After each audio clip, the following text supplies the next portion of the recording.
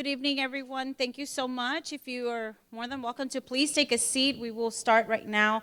We want to thank everyone here for joining us today at this informational session, and that's exactly what we're going to be doing today. But before we start and how the session is actually going to work, I would like to present to you our Mayor of the City of Laredo, Dr. Victor Trevino, for a few words. Thank you and good evening. Dr. Victor Trevino, Mayor for the City of Laredo. I do want to thank everyone for attending here, and I'm happy to see so many people here. And to put it frankly, to discuss what our money will be used for. If these funds are approved, I think this is what community involvement looks like. And so you can hear it directly from the source and the departments that are requesting these funds. So these are the type of questions you should be asking. Please listen to the information so you can have your questions prepared. Now, our community clearly has needs.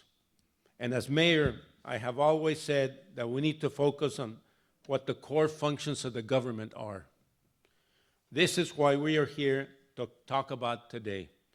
So please ask questions, engage city staff about what we're talking today. And at the end of the day, regardless how you vote, please exercise your right to vote. And as I always have said, porque al último el pueblo manda. So with that, thank you very much. Take it from there.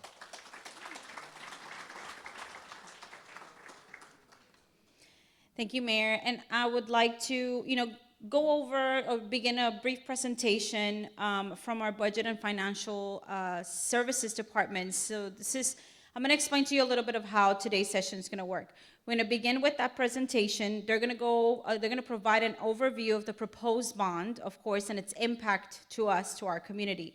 After the presentation, you're going to have the opportunity to engage in a one-on-one basis and conversations with all the representatives that you see here from the participating departments. Each table is a booth, and it's actually one of the propositions that you will see.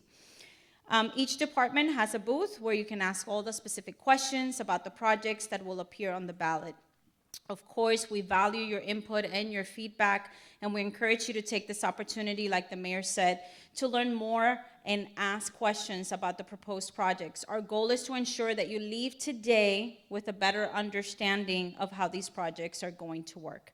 Thank you again for being here, and we look forward to hearing your thoughts. And right now, we would start with our presentation from our Budget and Financial Services Department. I would ask Francisco Mata and, of course, Jesus Esparza to come up here for the presentation.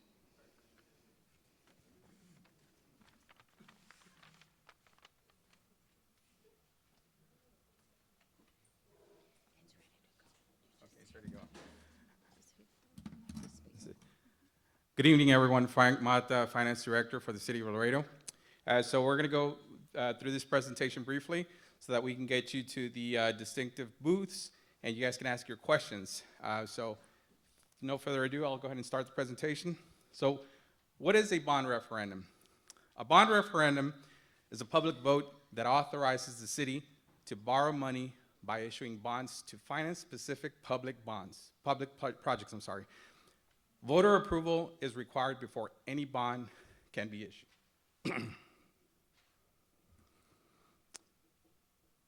Will this raise my taxes?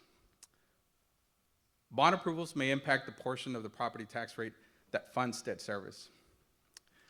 The city has structured the proposal to manage the financial impact within its long-term planning. Now here's feedback, yes. So here's an example of what it would look, the impact that you guys would have. So on the top spreadsheet, we have an example of a $100,000 valuation per home, and you're looking at $100 a year. So what does that look per month? So per month, we're looking at about $8.33. That's if the entire package was to pass. And you're looking at $417 million worth of bond money. If you don't fall within those categories, below it, we have more examples. We have a $100,000 valuation per property. We have a $250,000 scenario and a $500,000 scenario. Now, what is the maximum impact on my tax rate? The maximum impact on the tax rate, you're looking at 10 cents per $100,000 valuation. Am I correct? Right. So how were the proposed projects selected? So the projects were prioritized based on community input from committees. These committees were selected by your council members. And there was an assessment done on the departmental needs. So the council, once these committees came together, they brought these needs to city council. So city council then reviewed and approved the propositions placed on the ballot. That's what we have before you, you folks this evening. So what happens if the bond is not approved? It's a good question to ask. So if voters do not approve a bond proposition, the city will not be authorized to issue bonds for those projects. Alternative funding options are available, but it will delay projects. Or we may have to reprioritize other projects.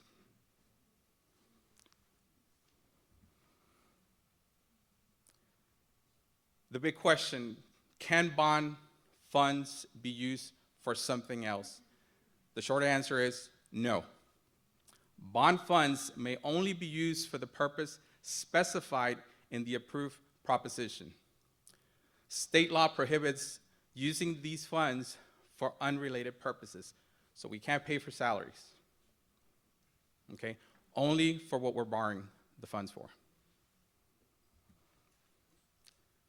How will the city ensure the money is spent properly?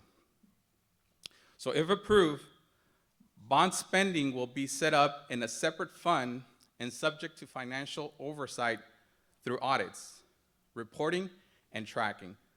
So we have control of those funds. They will be secured, specifically for those expenditures.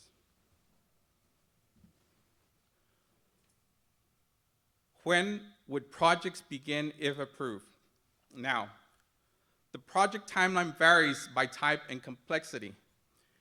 We're looking at a 5-year startup from when we ask for when we secure the funds are not necessarily going to be secured on the first year. $417 million worth of bonds. That's not how it's going to work. So we're looking at starting projects within the 5-year time frame. So depending on the complexity of the project, that's when the bonds will be issued. So not all entire $417 million of bonds will be issued on the same go. Does that make sense for everyone? Okay. So if approved, planning and design would begin shortly after the election with construction scheduled according to the priority and funding availability. Why bonds?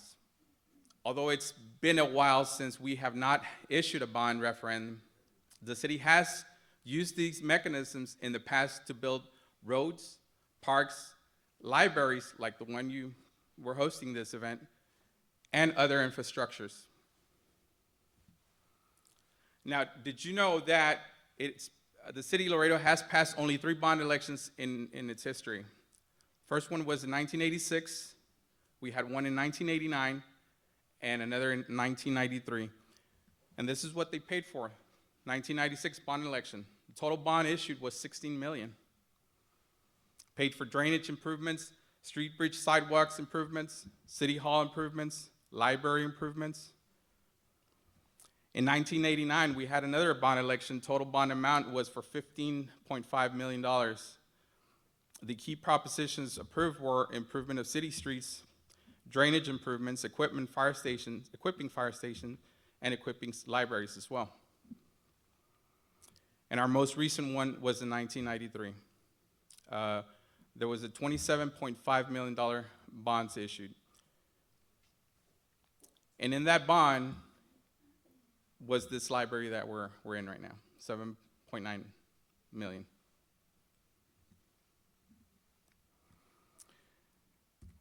And that is my presentation on the bond election. At this point, are we going to open up for questions? Or, okay.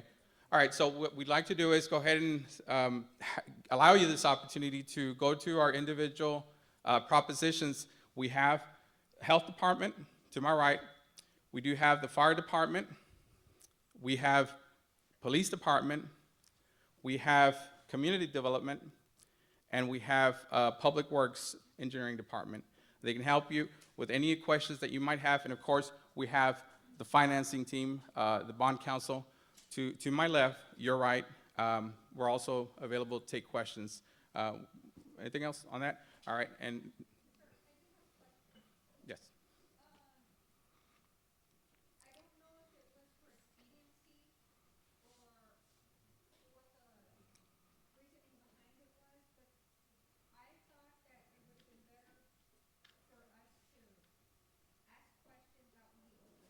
Mm-hmm.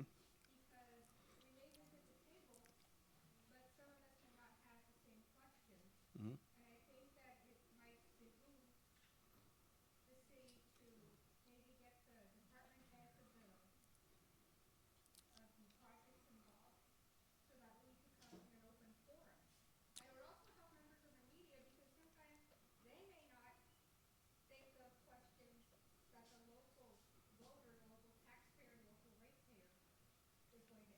Do you want to bring them back together? Yeah. So, yes. Yes, and to that note, thank you for that. So then, in consideration of that, we will allow you to go ahead and break into the different groups, and then we'll reconvene, and we'll go ahead and have this Q&As. But we do want to allow you the opportunity for you folks to engage with the departments, ask your questions, and then we can certainly reconvene afterwards within about what time frames? Why can't the department heads come in here and then we can ask questions? Because we might be asking the same question over and over. It's redundant.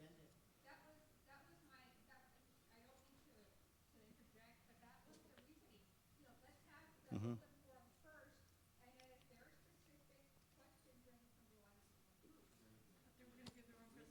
You okay with that? Weren't they gonna give their own presentation? Yes, they are. That's why we wanted you to go to the booth so that you're able to see that a little bit more on a one-on-one basis, but. We can certainly, you okay with that? Okay. Do you want to take the floor? So that's fine.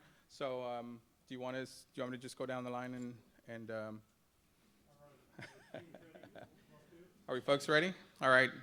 Dr. Chamberlain, you want to take the floor, or do you want to? We'll run it down. We'll run it down the list again, just like we did it. Okay. All right. Let me grab my glasses. Okay, we're gonna work on the fly. We thought this other process would actually help everybody get right to the root of the problem. What we're gonna do is we will do a preliminary overview of each one of the propositions. We'll cover that proposition with the agency that is associated with that.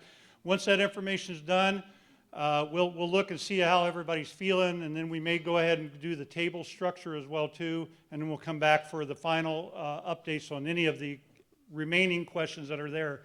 And so what we'll do right now is we'll bring up the, I believe we did, who did we do first? They were just trying to send me the presentation. Okay. So we can have them in. Okay, I'm gonna tap dance a little bit there while the presentations are coming, huh? Sounds good. All right. You know, I'm going to go over just a little bit. Joe Nebb, Laredo City Manager, and so the idea with where we're at, we're bringing in the presentations from each one of the groups that are at each one of the tables. So they're going to bring them up. But I wanted to go back to it and have a little bit of a conversation with the items that Finance actually covered as well too. First off, understand, I know that there's been comments made out there that we're just making things up. 3 months, we had a blue ribbon committee of citizens, 28 individuals, and they were 3 of them from each council person, so every district was provided, and then the mayor had 4. That whole group was divided up in essentially 4 subcommittees to look at every one of these issues. When we started this conversation, if you remember back last year when we were starting the conversation on the bond referendum, we were looking at potentially an $800 million bond issue. And that took in a lot of other stuff. It talked about parks and recreation. It talked about a lot of different things within the bond referendums. What happened is from that Blue Ribbon Committee and through that 3-month looking at every one of these plans that are here, it goes to the city council, and the city council actually then amends it from that point and kind of tightens it up even farther. This is where we ended up with a $417 million bond issue. And so just so you understand where these are, I would, in one aspect, you could call these the winners of any one of the things that we've determined as the most important to the city that we would want to go to the public for. Some of the other comments that get made is that we're forcing this issue on everybody. That's not what the process is. This is a democratic process. We're providing the information so that you can make the decision on your own. That's the whole nature of how we're supposed to do that. That's democracy at its work. We're saying there's a need there, and we're hoping to answer all your questions tonight with at least the items that are out here. At the end of the day, you have a vote that you get to take. You can vote for it, you can vote against it. There are alternatives out there. If we can't go down one route, because what you're going to see is a lot of improvements in there. We need to keep up with our fire stations. We need to do some renovations with the police station. We have an affordable housing complex downtown, the Hamilton Hotel, that needs a lot of care. We need help on the health department side as well, too. All of these things are very important to the city, or at least they've been designated as important, whether you look at the comprehensive plan, whether you look at anything that we've been putting together. So as you look at this, and have I given enough time? All right, I'm gonna get off my soapbox. But thank you all for being here. I want to make sure that you guys have the information that you need. We'll walk through each one of the presentations. You'll get that kind of that big overview as to what is important within that structure.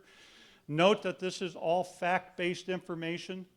The city is not allowed to take a stance on that. All we're talking about is that this is what was looked at by the committee, this is what was looked at by the council, and this is what we are presenting to you as the voters of the city of Laredo. So I'm going to step down and let us start with the health department.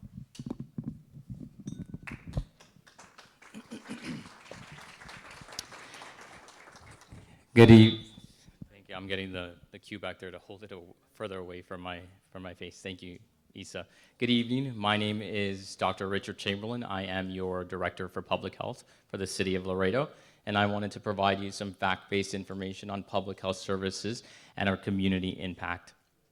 So what is public health? For those who may not be fully aware, public health works to protect and improve the health of our entire population through services such as disease prevention, health education, and environmental monitoring.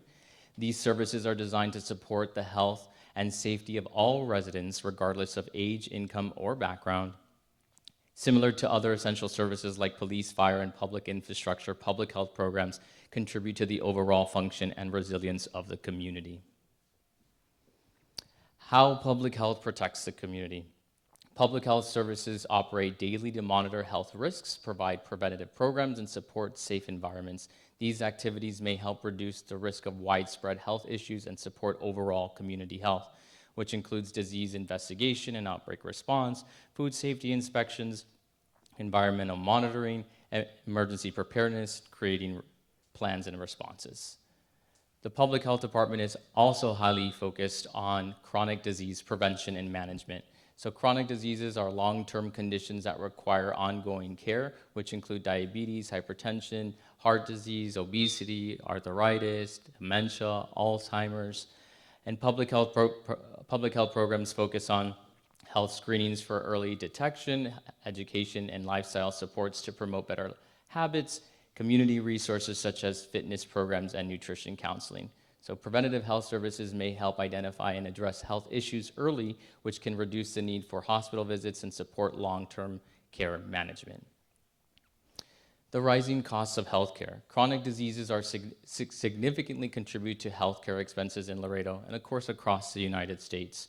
Costs include direct expenses, which are doctor visits, hospital stays, medication, and treatments.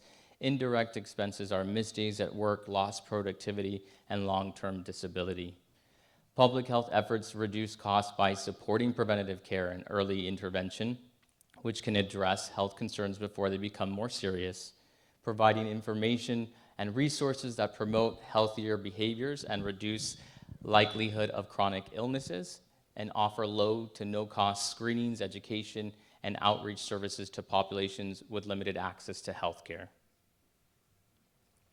The economic benefits of public health. Public health services can support overall stability by helping individuals stay healthy, reducing disruptions to work and daily life, and supporting consistent participation in the local economy. Healthier people. When people experience fewer health-related disruptions, they may have more stability to manage household expenses and participate in the local economy. Consistent access to health services may support regular attendance at work and overall job productivity. A healthier population may contribute to a more stable workforce supporting local businesses, operations, and services. And public health programs are part of the infrastructure that supports overall community function, including health, safety, and economic activity. The bigger picture, why public health? Public health doesn't just treat diseases, it prevents them. Public health focuses on preventing diseases, promoting health, and reducing risks before serious health issues occur. And how a $70 million public health investment may benefit the community and individuals. A proposed $70 million investment in public health infrastructure spread across fiscal years 27 to 30 is designed to expand and modernize Laredo's healthcare and public health services through new construction, remodeling, and updated clinical space. This investment focuses on long-term functionality, community healthcare access, and preparedness. The following outlines the potential individual level impacts based on the project's components. So as you can see here from our timeline, should the proposition be passed, we would begin design and survey in FY 27, which would include our clinical research space of 15,000 square feet, a new building, and a third floor and remodel of our existing infrastructure. In FY 28, the Clinical Research Center would begin groundbreak, and that would be a project or an estimated amount of $13 million. In FY 29, the construction and remodel would commence with remodel of floor 1 and 2 and the expansion of the third floor. Total cost by FY 30 would be $70.8 million.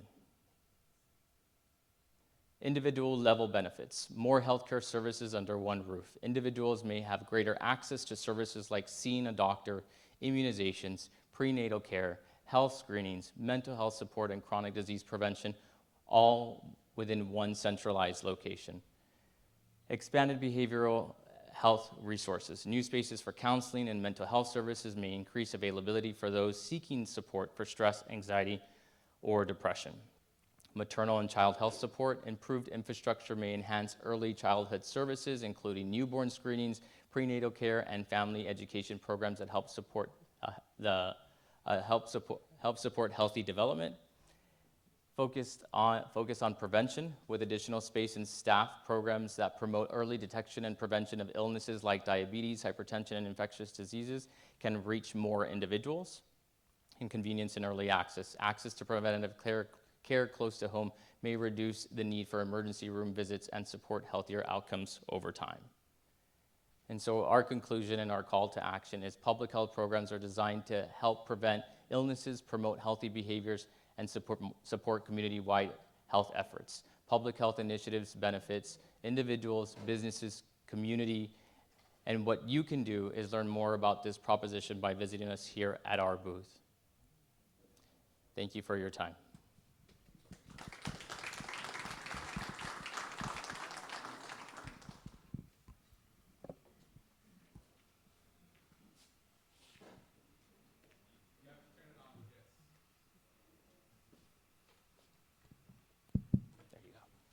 Dr. Chamberlain, thank you very much for that very informative explanation of where these bond monies would be spent on.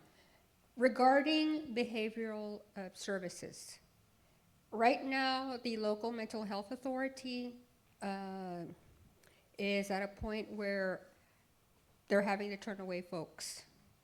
And sometimes those who need the services either have to go to San Antonio or have to do without. What are the numbers that you all see at the health department, and how will this part of the bond impact in a positive way those who do need the services? Thank you for, again, sorry. Thank you for your question. I appreciate that. And regarding mental health services, we do have our community mental health program at Laredo Public Health, which does see thousands of persons not in in-depth conversations, but across the city of Laredo, trying to bring them into our service, which is small at the moment, but very mighty, servicing about 100 persons that are in counseling that do have access to telepsychiatric services. But because of the limited amount of space and infrastructure, we are unable to grow those programs at our current location. So having the additional space would allow the growth for the program as we continue to seek state, federal, and private awards to allow us to expand.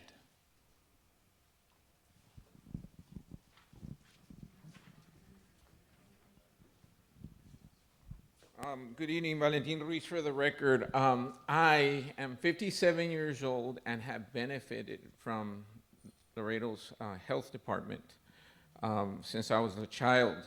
There was one time this last year that I felt something was off, was when I went to go get my immunization records.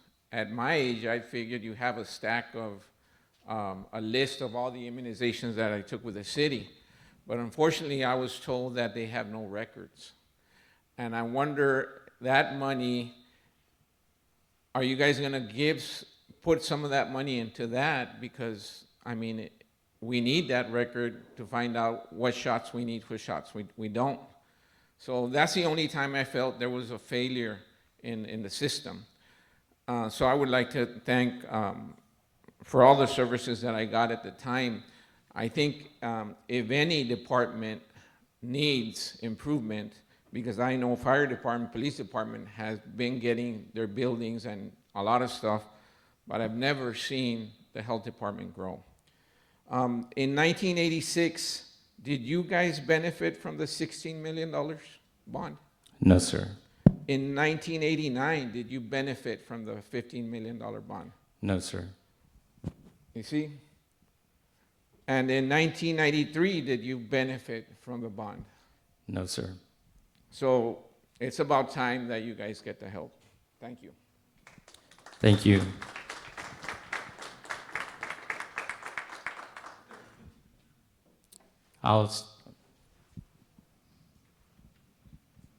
Dr. Chamberlain, where does the majority of your funding come from? The majority of the funding for Laredo Public Health is from state, federal, and private awards. We are at about a 25-75 ratio, 25 general fund, 75 state, federal, and private awards. How many of your employees are grant-driven? Out of the 305, we have 220, more or less around that range, that are grant funded. Given the current climate with grants and NGOs and all the things that are happening in Washington and in Austin, what is your outlook for potentially maybe losing grants or some funding? So our outlook on the grant situation is that we've heard from the administration at our most recent legislative trip. They will be focusing heavily on the chronic disease prevention side of it, which is what we are heavily focused here, and on the mental health side. So as we continue to look for awards, it does line up with what we're doing here, but we will consistently be looking for other awards that are involved in the environmental realm, in the infectious disease realm, and the access and linkage to care, and also, of course, mother, infant, and family.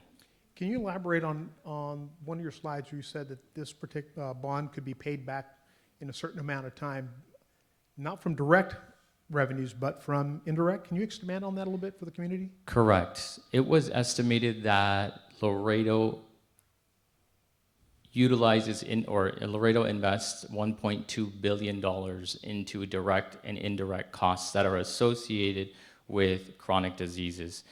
With that, with the expansion of the public health department, we would be able to open it up to additional participants. Our current capacity for our Healthy Living Viviendo Mejor program is about 200.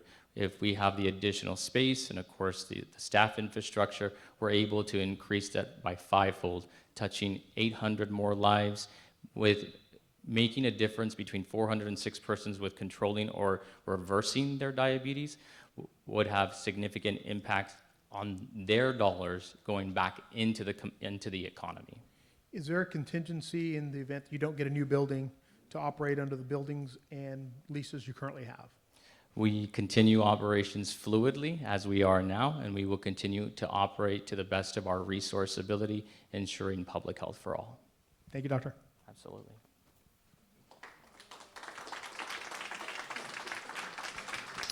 I'll stand. So bad. I will stand by for questions, and I'll pass it on over to the next presentation.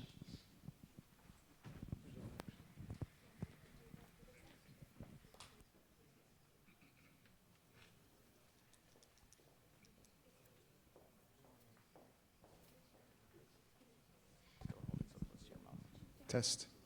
Yeah, we got it?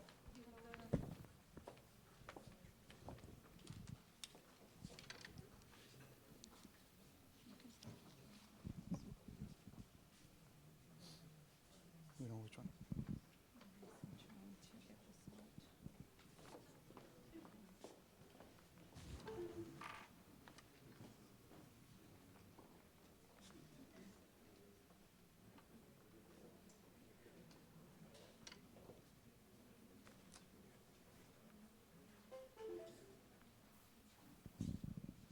Which one is it? No, Nancy. Go to- Which one is it?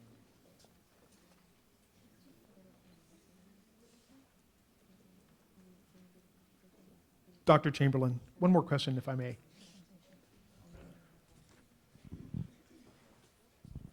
Yes, sir. Your department currently provides services for Webb County as well. Is it contracted to Webb County? Does Webb County contribute anything to your resources? Webb County does not contribute to the public health, City of Laredo Public Health Department's fund.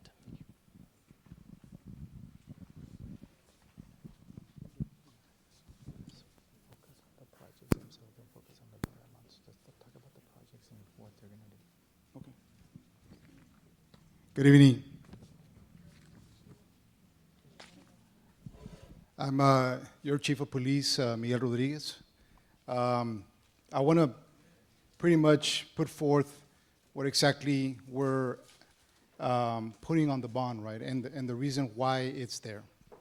And so I'm going to be very straightforward, and that way you can ask the questions and you can interrupt me as we're moving along, so that if you have a question during this conversation, just please do, so that I can answer them as we move along. One of the reasons that we're here today is, bottom line, the headquarters, which is the one that's going to cost us the most, it was built in 1995. We moved in 1996. And this headquarters was built for an officer. The funding of the officers that we had at that time was 230 officers.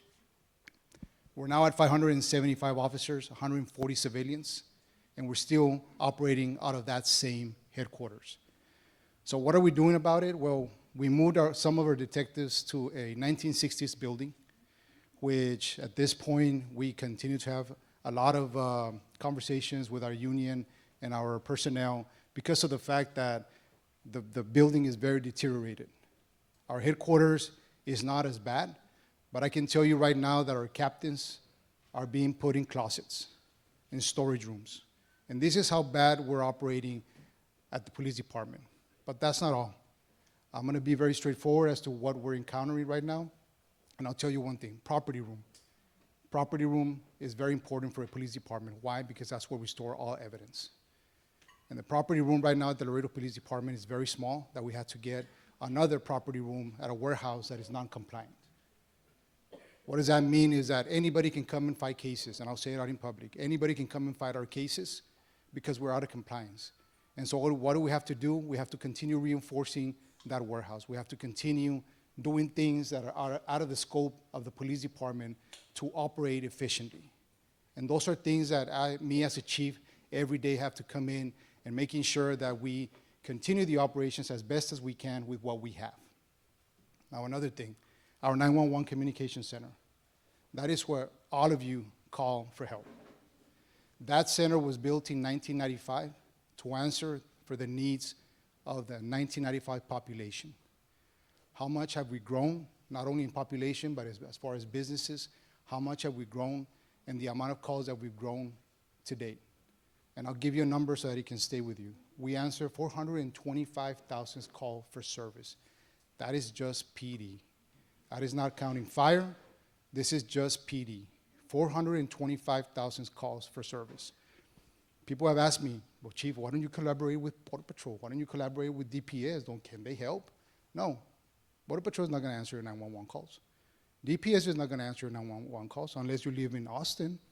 They'll answer your 911 calls, but not in Laredo. And so what do we have to do? Yes, ma'am. When you say per service, I don't understand that number. Is that throughout the year? Throughout the year, 425,000 calls for service a year. That's how many we respond to. And this comes from a theft report, to our crash report, to our 911, to a domestic dispute, to a civil dispute, all calls for service that the police department responds to. That is the number, 425,000 calls for service. So going back to headquarters, when I'm talking about a 911 center, one of the things that we envisioned and we talked about when I first became chief is to make sure that we collaborate, one, with our schools. And it's very important that we collaborate with our schools. Why? Because of the threats to life that come in almost every other month, right? And so we've all seen it when we respond to these threats to life. And everything becomes very, very chaotic.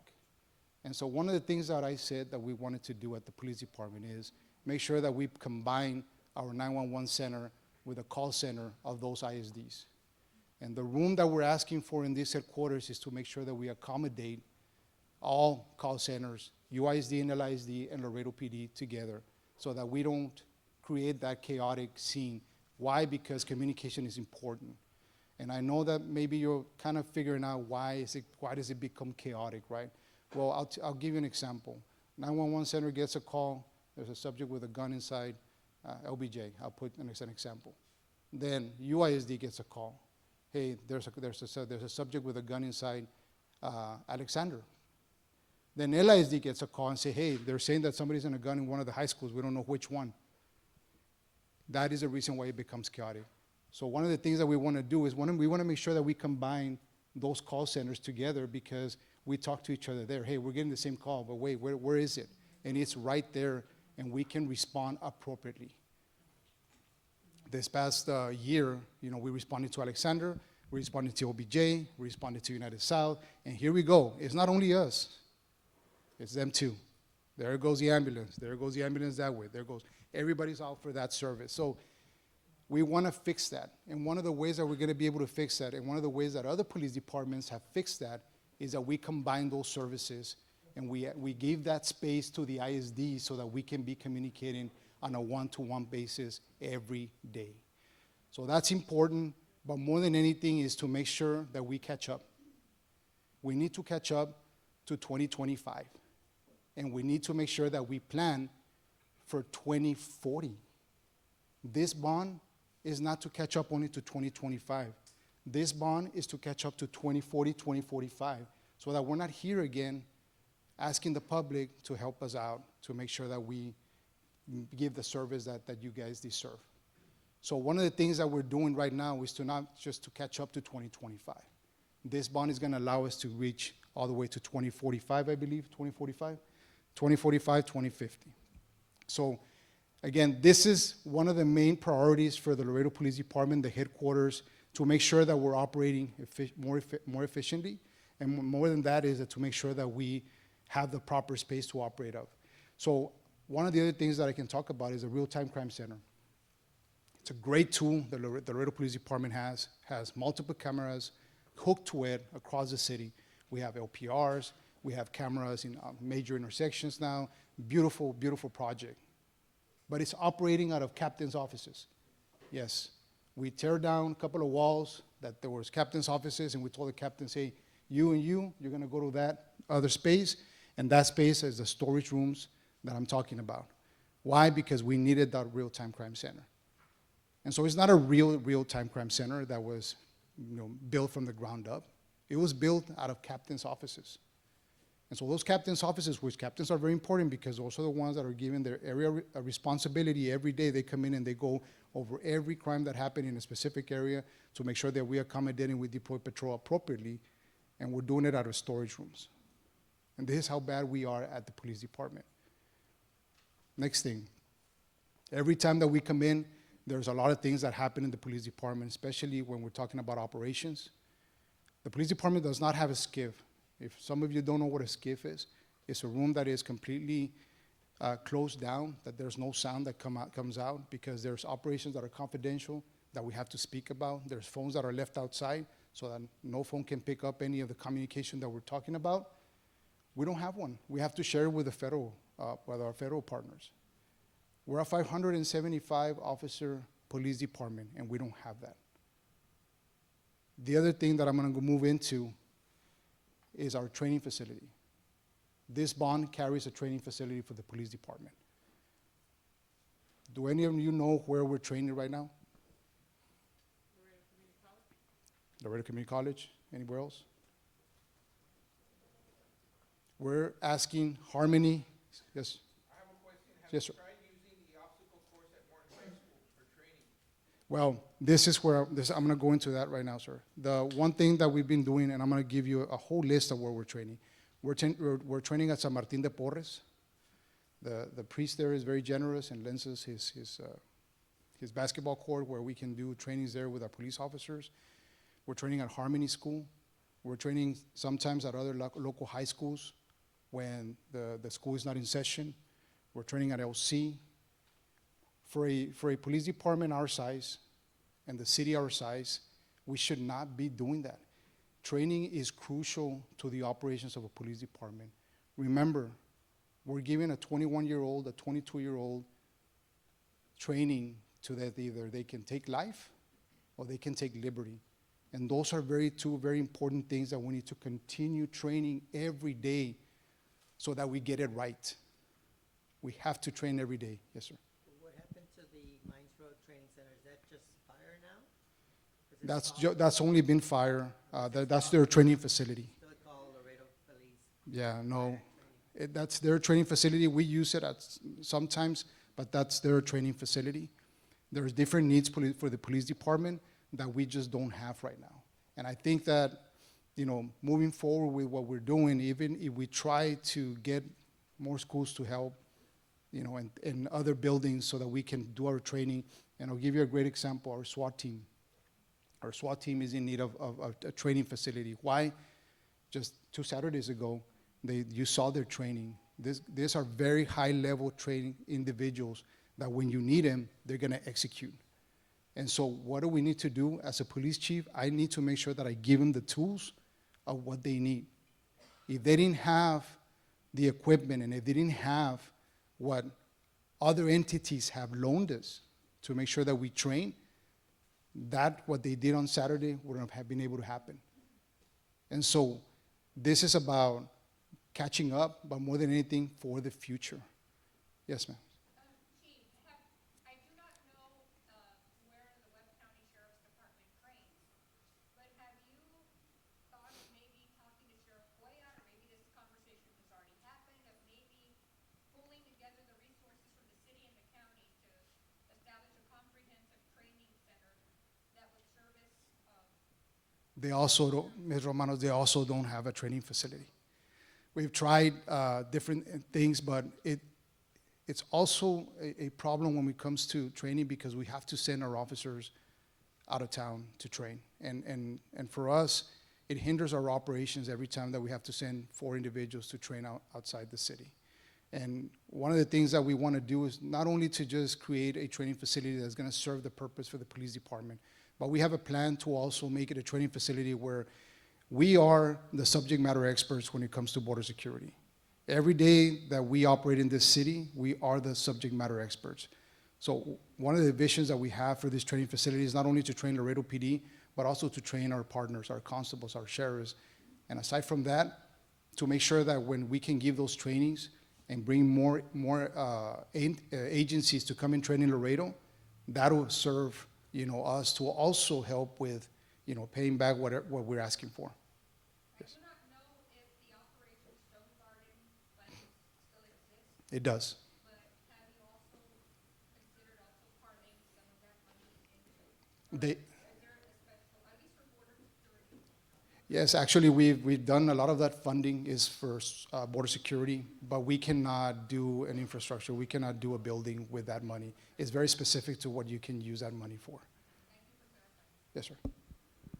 Question in regards to your call center thing, was that like combining the entities into one space for the call center?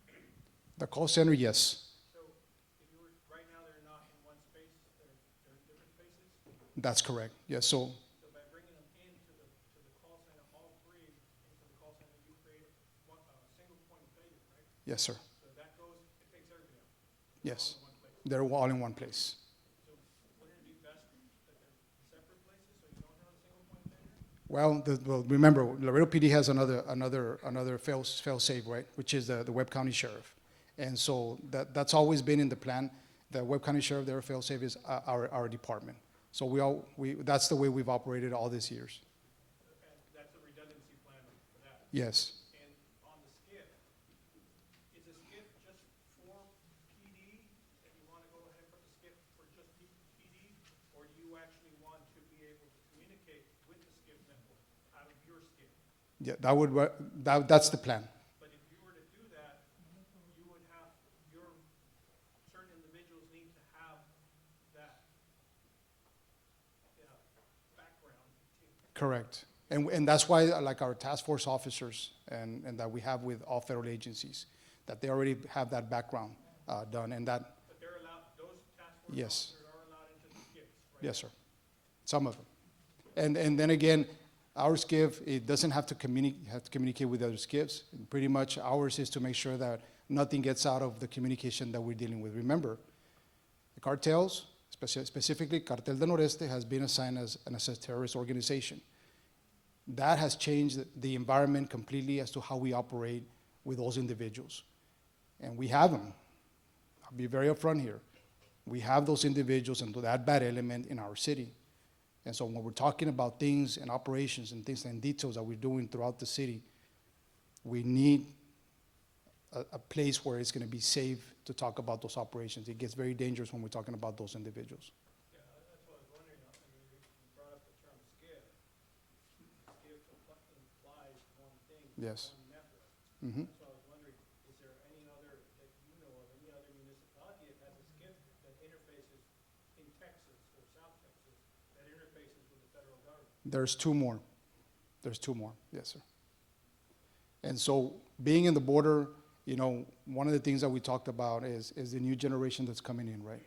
The police department, and again, being very upfront and transparent with it, the police department at this point is having a hard time recruiting people.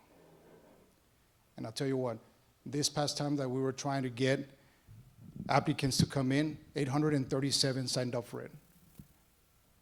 Guess how many showed up for the test after that shooting? 400. That's how many showed up. Half, less than half. And one of the things that when we canvassed these individuals as to why they did not show up, the one thing that they said right away, for $55,000, I'm not going to go be a police officer. Not for that. But I tell you what, the new generation has a very different way of thinking. And I have new Alpha and maybe some Gen Xers here, and I can tell millennials, and I can tell you this, that a lot of this generation is looking after a brand, somewhere where they're going to go and work, the environment they're going to work in. What are you going to give me to do the work that you're asking me to do? If we're going to be sending our officers out there without a patrol car, we have officers driving. That's another thing that's in the bond, patrol cars.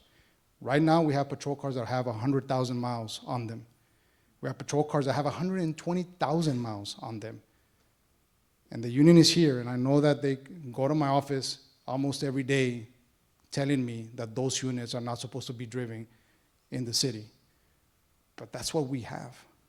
And so I can tell you this bond also has a survivor center, and that survivor center is for domestic violence victims and sexual assault victims.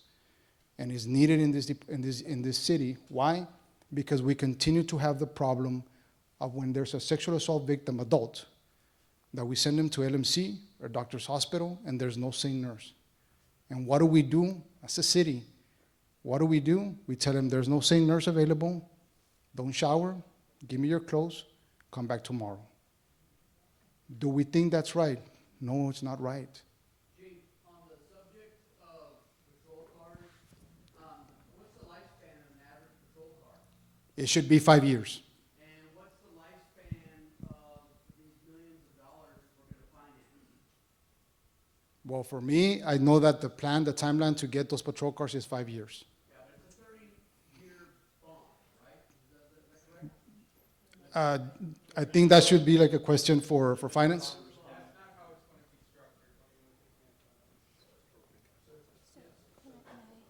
So, I'll give it back to you.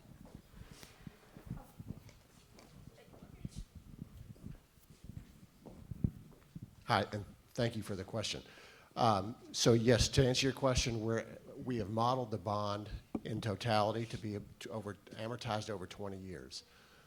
I'm sorry, and my name's Tony Hosto. I'm with Estrada Hinojosa. We serve as the city's financial advisor and are assisting staff with the structuring of the proposed bond should it prove successful. But yes, so the amortization of the bond is proposed to be 20 years. Does that mean we would do something like amortize police cars over 20 years? No. What you do is you basically take each project and consider that, or if you could imagine, several loans that are coupled together. So, and it's done so that when we structure the amortization, most of what would be, for example, let's call it a 7-year, maybe 10-year amortization for police cars and things of that useful life are coupled together with, let's call it another loan for the health department. And so we structure, or streets. So they're all combined together to be a combined total of 20 years. However, when the city is structuring the payback, it does consider useful life so that the principal amortization is taken into consideration. It would agree that nobody in the private sector would finance a vehicle that would last 5 years for 20 years, right? That didn't make good sense, right? It's not 20 years. Correct. Thank you for that. But you would agree with me that you wouldn't do that in the private sector, right? I wouldn't think you would. Right. In this situation, can you explain the mechanics of how a 5-year depreciable asset is going to be amortized out of this overall bond package? Sure, and as I said again, we structure principal so that those projects that typically have useful lives of, let's say, 5 to 7 years are amortized in those timeframes. And you've got like segregated depreciable assets that you're going to get those paid off on the front end. Is that what we're hearing? That's right. And what's the total number on that? It would be hard to say, depends on what propositions get approved. Well, I mean, you must have an idea of those depreciable assets that are going to need to be amortized on the front end. I mean, you are the bond guy, right? Yes, we are, but we do have it. What we do have is we have total amounts per project. There might be. Does this room have control over that math? So when you buy the vehicles, you buy them year after year, but you only allow the loan to go out so far. So as you pay a loan off, just like you would your own car, a 5-year note of some sort. So what I'm trying to say really is just let us not confuse the public, because people, and this is what these are about, to inform the public. And there is people out there trying to confuse the public in the sense of saying that we're financing cars for 20 years or even 30 years, and that's not true. So as we make the purchase, we plan for the purchase, and we plan for the loan to last that long. Same for fire equipment, fire administrative vehicles, but the bigger vehicles like the ladder trucks and the fire apparatus have longer lives. So those ones can be financed for longer. So basically that's the goal. So we want the public to know that we're not financing a police car that will last 5 years for 30, because that's unfair, to the public. How much are we financing for police cars? There's a number, Chief. You want to show them your screen? The screen will show that there's a certain number of vehicles that need to be replaced. And then within that, the same on the fire side, they'll be done throughout. So it'll show the total number and for the total number of vehicles, and then it'll get broken down by year. Yeah, we have 32,801,000. And the chief would divide that out over a period of time. You're not going to get all the vehicles in Correct. the first year because you have to cycle them out. So you want to make it last, basically, Councilman. So then over the next 20 years, we would be cycling through this $32 million to have A nice rotation of vehicles. rotation of the vehicles. Okay, so then how do you chip away at that? How do you chip away at that principal through your amortization? You retire the vehicles at a certain time, and then you repurchase. Okay, but what part of the tax base is paying for that $32 million so that you're doing it with principal and not accumulating all this interest? We're doing it in 5-year cycles for vehicles. No, I get it, but what part of the principal is going to cover that? I understand it's going to take place in these 5-year cycles, but what numbers do you have to support that that's even financially feasible? It's how we do the COs today, the other COs for the police vehicles. So then why not just do that the way we're doing it right now? Because they're very far behind, and there's only so much of a cushion within the regular budget. And being a council member, that you all have, council has multiple projects that they want to move forward, but police and fire take up the bulk of it based on the needs of the departments, and both of them have been held back quite a bit and when it comes to vehicles. I don't want to take up any more of the chief's time. I just didn't want and I didn't want anybody being steered in a way that made it look like the city was going to be irresponsible in how we budget and finance vehicles. Former council members are known to do it. For the record, Valentin Ruiz, and I'm not here to confuse the public, and I'm going to bring out facts. In 1986, sir, how much money did the LPD get from that $16 million bond? None, sir. None? In 1989, how much money did they get from the $15 million bond? According to the records, none, sir. None. And in 1993, how much money did you get from the $27 million bond? I want to say it was about 4 million that they put here. Only 4 million. Okay. So in total for those years, that's 59 million, but yet right now you're asking for 185 million. Correct. And I'm going to tell you why I have a problem with that, with facts. My facts are these. I have consistently seen Laredo police officers refuse to take a police report from a victim. Okay? And I have problems with that because a police officer is becoming the judge and the jury. And that's not their job. Their job is to take the damn police report and let them make the investigation and figure out what the real problem is. The other problem that I have is a lot of your officers are out of shape and fat. You guys are making damn good money and you're out of shape. How can you stay in the fight and you're out of shape? 2 years ago, I went to you and I told you, do you have an IFAC? You didn't know what an IFAC was. I'm going to remind you. It's an individual first aid kit. It's designed to keep you alive, you, the officer, or an innocent victim. I just asked one of your assistant chiefs. He didn't know what an IFAC was. Do you guys have one on you? No. What do you have behind you? You have rubber gloves. How is that going to help anybody in here if we have an active shooter incident right now? How is it going to help us? It's not going to help us. I carry it on my backpack.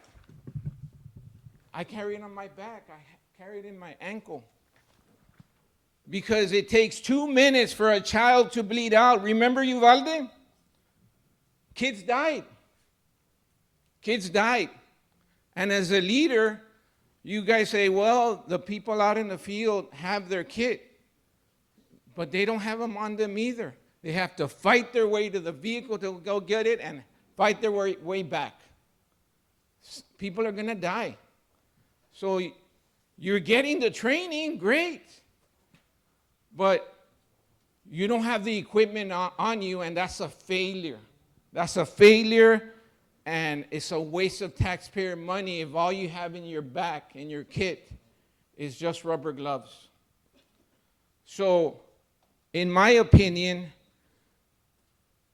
this $185 million is for an administrative building. What you need is more officers. What you need is more officers to be manning the vehicles that you're parking on Loop 20 that are empty. Mm-hmm. That's what we need. We don't need a new building, in my humble opinion. I'm a big advocate for training. I'm a big advocate, but you need to train your officers to take reports. And if they're going to escort a person out of city council meeting, not to just abandon them and let them get assaulted by the other perpetrator. Escort them all the way to the vehicle. Simple common sense is missing. My nephew, my aunt lived in 102 Reynolds. There was a drive-by shooting.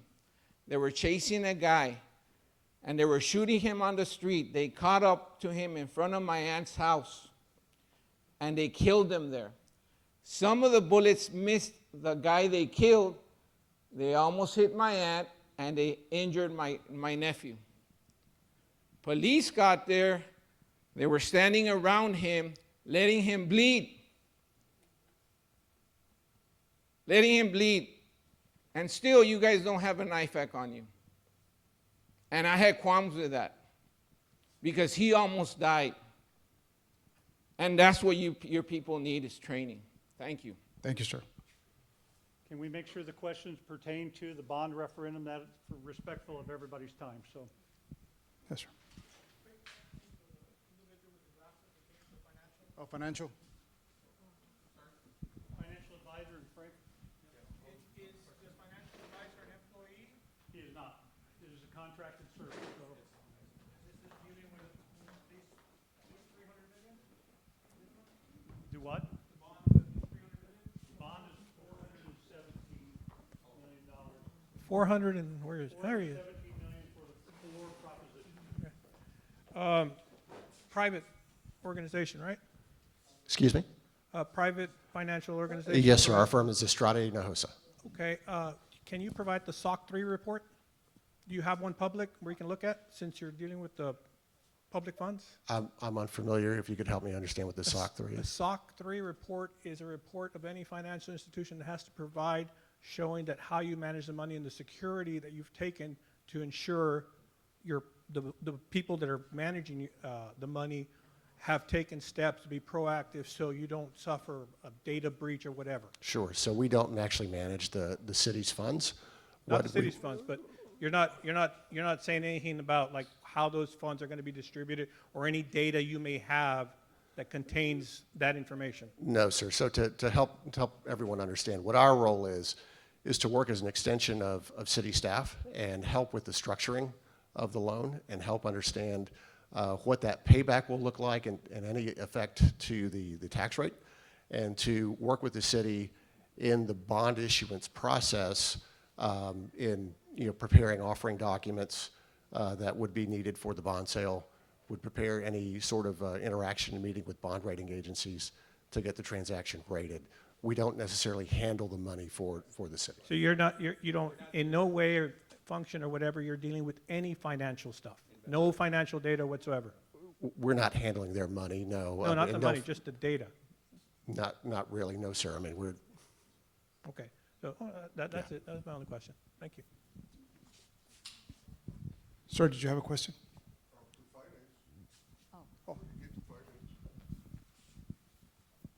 sure, I'll go ahead and field your question. I know that you're getting ready, if the people approve the bond, to borrow $417 million, more or less. Yes, sir. And as I understand it, you'll probably end up paying something like 5% on whatever money you do borrow. Is that correct? That's where we've conservatively modeled thus far, yes, sir. Okay. And so it appears to me that if you were to borrow the money all at once, I know you're not, but you would be paying something like $20 million a year interest on that money. And that if you put that money together with the interest that you're paying at the present time for past bonds, you will be using almost 100% of all the money that's collected by the city of Laredo in taxes. All of the money. I'm not talking 50% or 20%. Unless you can prove that I'm wrong, but the city is paying almost every penny that it collects on taxes, using it to pay the debt. The only reason that we were able to operate is because we have the international bridges. That's what's paying for the services that we get from the city. If I could actually help clarify that. So, It's a compound question, and then maybe you can answer. sure. Now, the county may end up actually building the next bridge. If that happens, that's gonna water down the revenue that the city gets from the bridges. And at some point, if we keep on adding to these bonds, and by the way, I approve, I agree that all of these projects are needed by the city, but you can't spend more money than you're making. That's the bottom line. You can't do it for your home. Nobody can do it, you know. You max out your credit card, and then you're done for it. That's what the city is doing, maxing out the credit card. At some point, all of the taxes that we pay are not gonna be enough to service the debt. And if something happens, for example, the unemployment rate might go up, and I think it probably will with all the people that are being laid off right now. The interest rates for homes are going up. Some of them are as high as 7%. Cars are costing more. Trump is enacting signing all these proclamations for tariffs. It's gonna make us pay more for groceries and probably already is, and other things that we purchase. So I would like, at some point, for the city to get their finances in order so that we can actually take advantage of the taxes that we're paying. Because right now, we're not taking advantage of 1 cent. I don't know if the citizens of Laredo are aware of that, but can you imagine all of the taxes that we're paying going just to pay the debt? So, yeah, let's, Thank you very much. sure. If you can address those questions. I sure will, and it's important to clarify that because that's actually incorrect. So there are two parts of, there's something called a total tax rate that the citizens of the city pay. That's broken up into, let's call that 2 buckets or 2 sides. There's one tax rate that is levied on the citizens of Laredo to operate the city, to pay for utilities and buildings, payrolls, so on and so forth. There's another side of the total tax rate that's called the interest and sinking fund tax rate. That is strictly levied to pay debt service. So in one sense, yes, it is correct that every penny the city collects is to pay bonds, but only for INS, only on the INS side of the tax. There are two parts to that tax that are levied on the citizens that are considered a total tax rate. So there is money that the city is collecting to operate the city, and again, that's what is levied for maintenance and operations purposes. And the other part of the debt service tax that is levied strictly goes to pay debt because that's all it can be used for. Sure, so like for example, this city is currently levying 11 cents on the, for INS purposes or to pay back debt service. Oh, forgive me, interest and sinking fund is the actual name, but that is what is used to pay debt service or to pay the city's bonds. And so, and the other 39 cents that's levied goes to pay maintenance and operations for the city.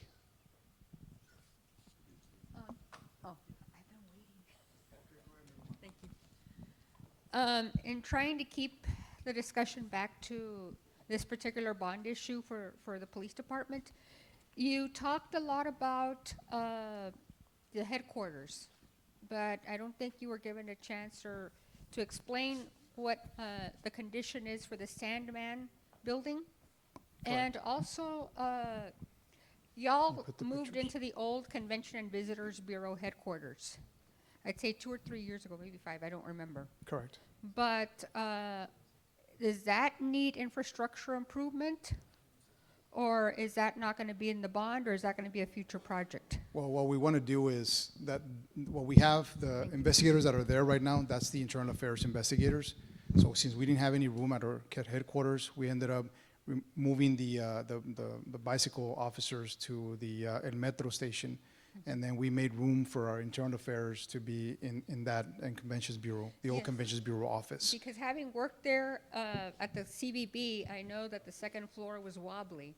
Correct. And so that wasn't the best of buildings. Yeah, so we ended up not touching the second floor because when we tried to get some cost, it was very expensive to bring it up to par. So we're not using it. So everything is empty on the second floor. Would that be a future project for the bond?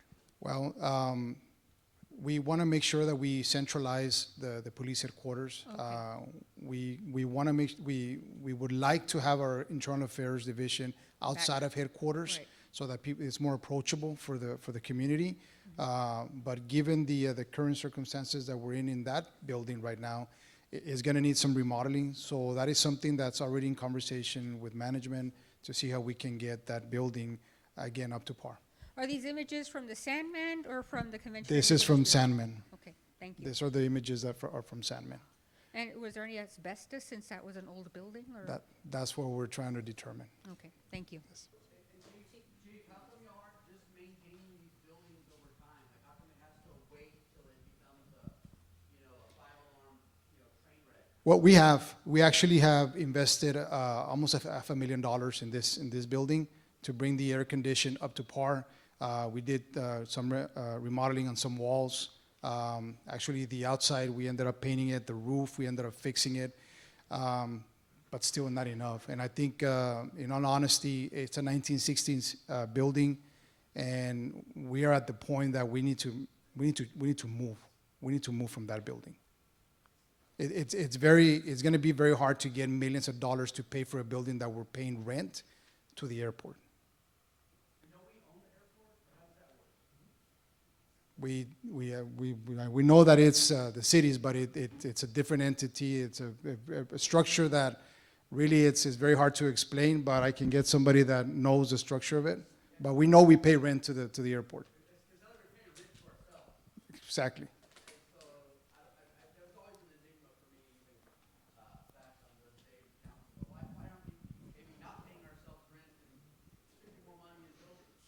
Yeah, and we really briefly, the FAA requires any of the airports, they have to sustain the airport. So because federal funds are how the airport property was handled, we now have to pay rent on the property back to the airport to make sure that the airport remains successful within its mission of being an airport.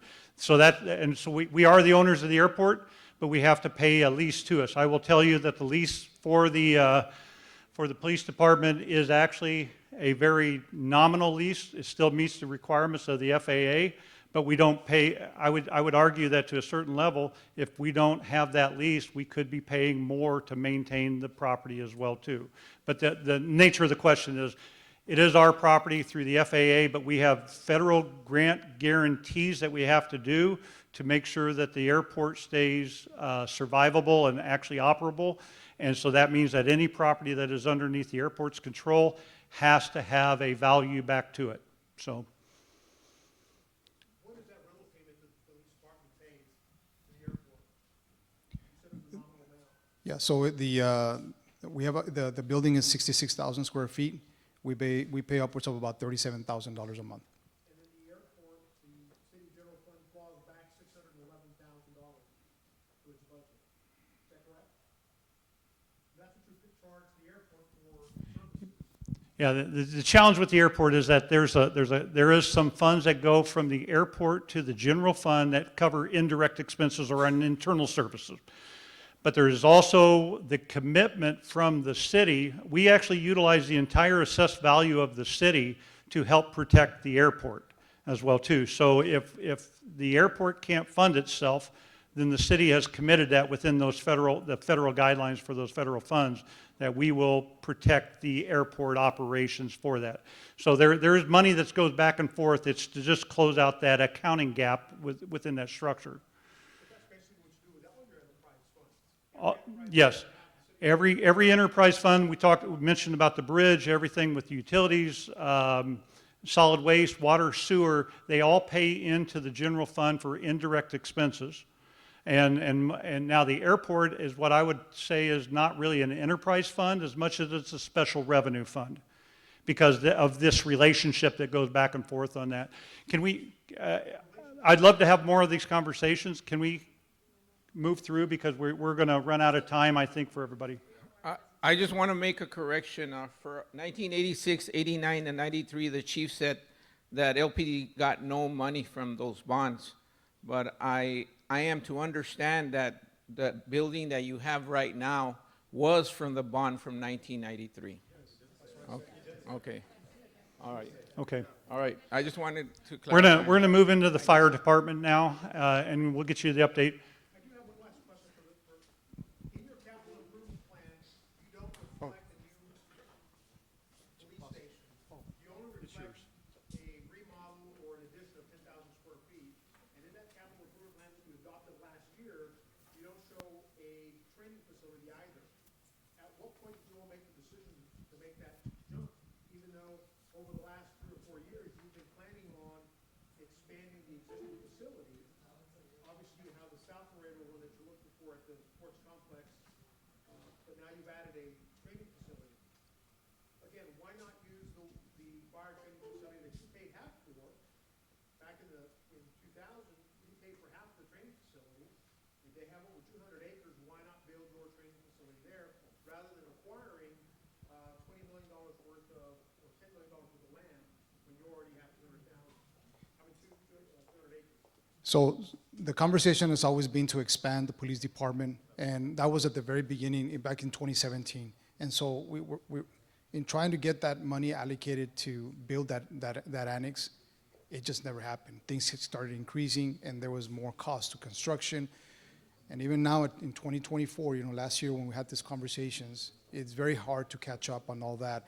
And so when I sat down and assessed every department throughout the first year that I was chief, I can tell you that that's when we found out that there was a lot of gaps and there was a lot of things that were needed, but they just were never asked for. And my conversations with management has always been, I'm gonna be upfront, this is where we're at, this is where we need to be. I need the help. But a year ago, you were advocating through your capital improvement plan to do a 10,000 square foot expansion to where you are now. Well, it was a 20,000 square foot, yes. It was 20,000. And so, like I said, the whole conversation started when I assess every department in the police department. And one of the things that when I started hearing that we were training at San Martin de Porres, when I started hearing that we were training at the ISDs, that's not the way we should do things. That's not the way we should train, especially now with TICO, the way that that agency oversees every peace officer in the state of Texas, especially with the rules and the guidelines that have been put forth on us, especially also on the fitness part. It's just not feasible for us to do it.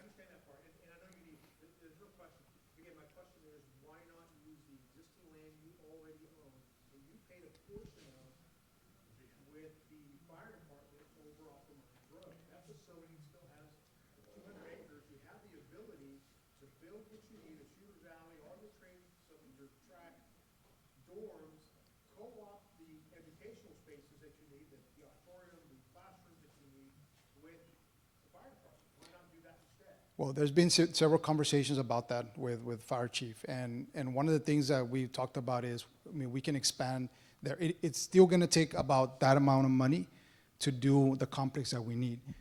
The second thing that we've assessed on the whole Mines Road, and we all know, right, Mines Road, it's a beast, and to get there, right now, even when we send our officers to do specific trainings at the fire training facilities, it takes an officer from PD where they have to report all the way to get there 45 minutes. And so that's only on a 6 o'clock in the morning, 7 o'clock in the morning, running over to the fire training facility. That's how much it takes an officer to get there. And so one of the things that we're trying to do is, how can we make our facility be our facility? And that's bottom line. I'm gonna be very upfront with you. That's what we want. We want the facility to be enclosed just for PD, because there's things that we need to train on that we really would not want to share everything with, not because we don't want to share as far as confidential, but there's things that we do. I'll tell you, there's things that we're going to have to do when we're going to do an execution of a search warrant, that we have to make sure that we get other people there that are undercover, that are things like that, that we cannot have an open facility that's other people and other entities around that facility. So those are things that we need to look at, specifically when we're training our SWAT team, when we're training our entry teams with other federal partners, that we want to make sure that we keep separate. Now, I understand that maybe we can do another road, we can do another, use part of that acreage. Our biggest problem with Mines Road is that when we have to train on a daily basis, it's not like fire that they train there for their academy, and that's where they report. For us, on a daily basis, we have to change the people that we're sending to that training, whether it's sexual harassment training, whether it's domestic violence training, whatever the topic is, we have to train. We have to send those individuals on a daily basis over there. So for us, it's just going all the way to Mines Road is very inefficient for us, and that's what we thought about. Let's do our own training facility. Let's get some land. Now, not necessarily it's going to cost us $10 million. We want to make sure that we're very frugal, we're very responsible with the bond money that we're getting, but at the end of the day, we wanted our own training facility.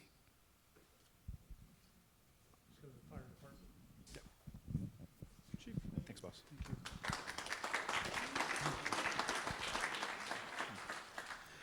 Good evening, everybody. Good evening, everybody. Guillermo Hurd, Fire Chief for the City of Laredo Emergency Management Coordinator. I'm going to give you a brief presentation that we presented to City Council, the bond committees, on the assessments we did, that how we came up with the numbers that we came up to for the bond election. Feel free to ask me questions throughout the presentation. I'll be here to answer any questions afterwards too. I'll give you a quick overview of our current infrastructure. Currently, we have 15 fire stations throughout the city. We have in South Laredo, North Laredo, in the middle of the city, and then we have currently approved for 469 firefighters. 24 were approved for the 2 budget cycles ago, and 38 were approved in the current budget cycle. We currently are in the process of hiring some of these firefighters, and also in the process of training them. We also have cadets in the process too. Each station handles various emergencies. Suppression, which is our major call, and our most frequent call is the ambulance calls. The majority of all of our fire stations have an ambulance, and then we have the specialty stations throughout the city. We have the hazardous material response team, we have the rescue response team, and then we have the airport stations too, that respond specifically to the airport emergencies. Something to note here is We have not added a new fire station. We have remodeled and relocated stations since 2003. Since then, we have annexed over 30 square miles to the city. That means that our response services has stretched. That means that there is a challenge for us to be responding to the different calls. Currently, right now, the city continues to grow, and our stations that are inside the city continue responding to the outside. And we have a certain threshold that we have to have in order to respond to each call.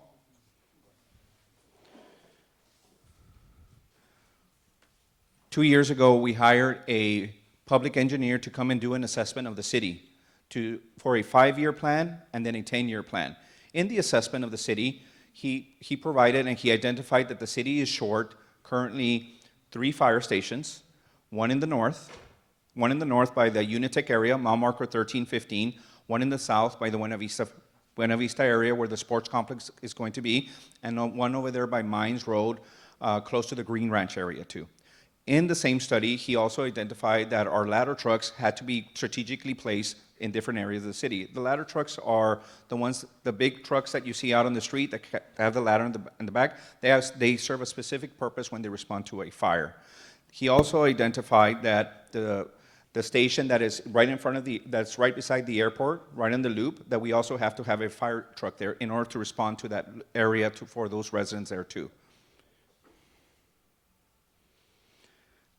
In 2018, there was another study done too that identified that the station that's right down the street here in front of the police station, that station should be moved closer to the McPherson-Bartlett area in order for us to increase and improve our response time for us to serve the public area too.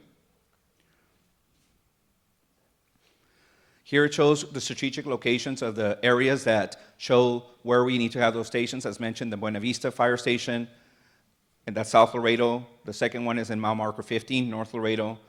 The third one is where we identified over here by the Loop area. And the fourth station is the one by the Mines Road and Green Ranch area. We respond close to 45,000 calls a year. The majority of our interactions with the public are our medical calls. The stations that are in the center and the south of the city go out 8 to 10 times per day. The ambulances go out. We've done a study that shows that all the ambulances in South Laredo continue to go up on calls. Population grows. We are medically underserved. We are the 5th largest provider that provides medical services to the community, behind the hospitals, the Gateway Clinic. So a lot of the community, especially in West Laredo and South Laredo, the first medical services they get are from the ambulances. So we have identified that we also need more services down in South Laredo. This gives you a quick example of the current response times. So the station that's right here down Nixon, to service this Nixon area, if you get a call, if you're a resident of that area, we're going to be there between 3 to 4 minutes. Now, if you need an ambulance and you're over here in this area, it's going to take us a little bit longer to respond. And it shows here, this graph shows specifically of the different areas that we're asking to have different units in order for us to shorten that response time. We know that it's critical. That's critical to our mission. Our mission is save lives and conserve property. And in order for us to continue doing that, this is one of the needs that we're going to be asking for. Yes, ma'am.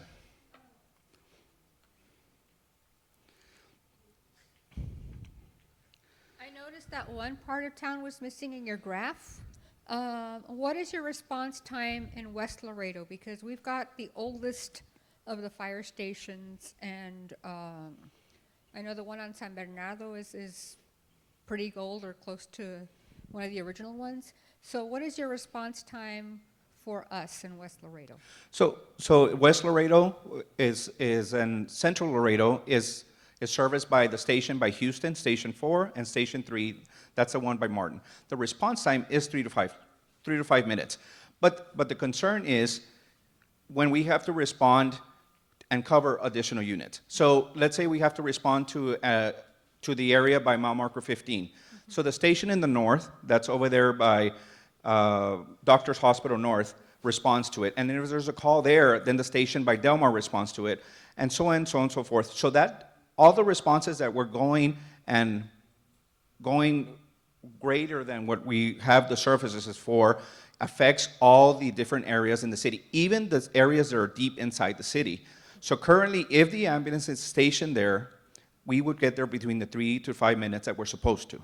Now, did the consultant who devised this plan, did he not look at the area on Pinder and where the animal shelter is, where you're kind of landlocked with the trains, and so even, God forbid, there's a fire and the Houston station is close, you're blocked by a train. So would there not be a feasibility of putting a fire station in that part of West Laredo? So currently, right now, where we identified the different areas are the 3 to 5 minute response time in South Laredo, West Laredo, that area is covered. There are some areas that are challenging like that, because when the trains pass by, there are some areas that are challenging. There's putting a station, the stations that we have on Houston and Bartlett are strategically placed, but there are some areas that are challenged, not because of the response time, it's because of the train or other areas too. Right, and see, that's why as a resident a lifelong resident of West Laredo, even though I am on the other side of Santa Maria, closer to, in between Santa Maria and San Bernardo, I do feel for those folks in that part of West Laredo because they don't get enough services, and that part, at least for fire, it would perhaps behoove the city to consider, looking at land for a station. Yes, ma'am, of course. Thank you. Thank you. This gives a quick map of the stations that we currently have.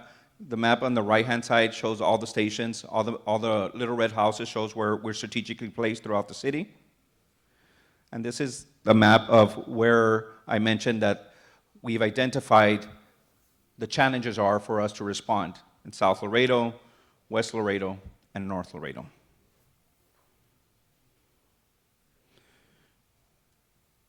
We had the state come in and they do an assessment of how fast we respond to our calls. The ratings go from a 10 to a 1. In 2018, we moved from a rating of 4 to a 2. Last year, the state came in and they rated us again, and then we moved up to a 1. That shows that we have good response overall to the city to respond and fulfill our mission. Like I said, our number one mission is save lives, and our second mission is conserve property. But in order to continue providing that service and continuing with that mission, this is where we identified what the challenges are and their stations, as I'm mentioning here, that we've identified coming to the public in the bond.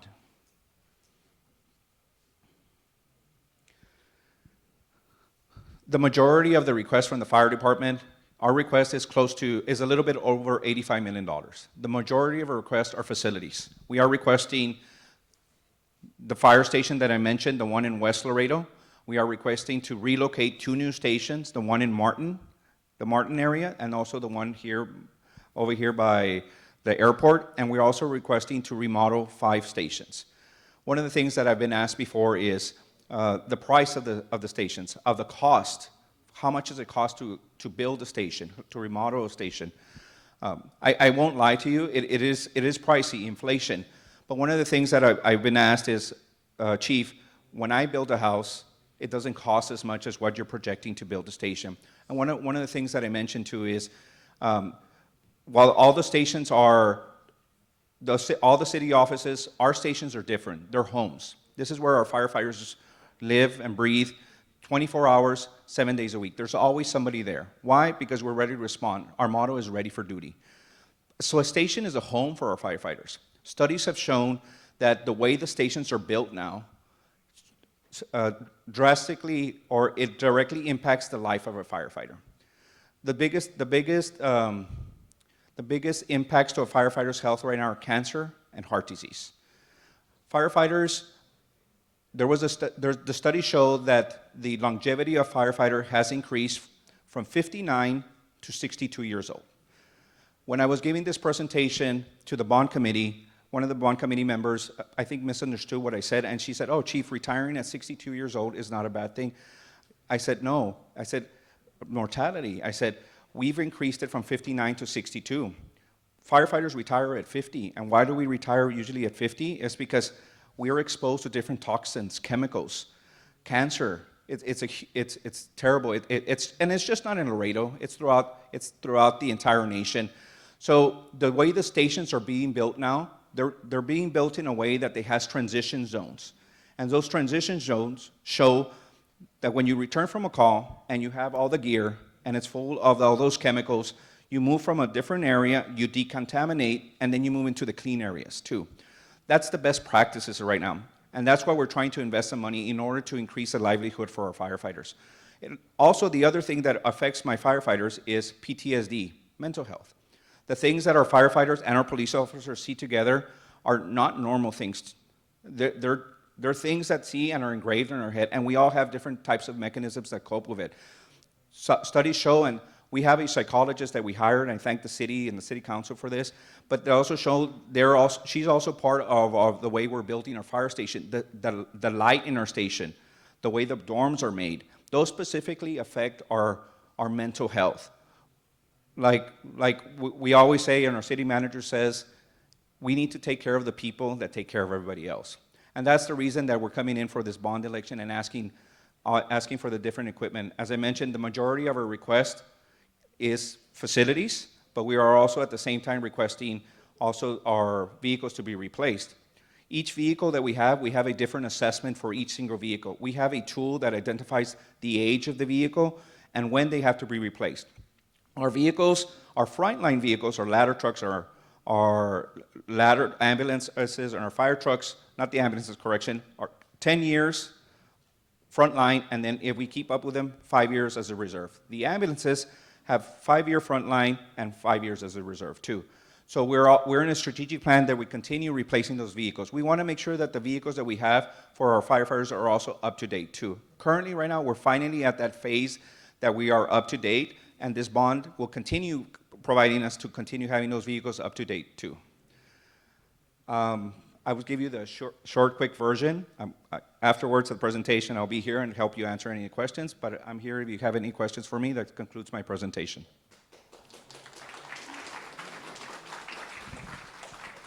Thank you.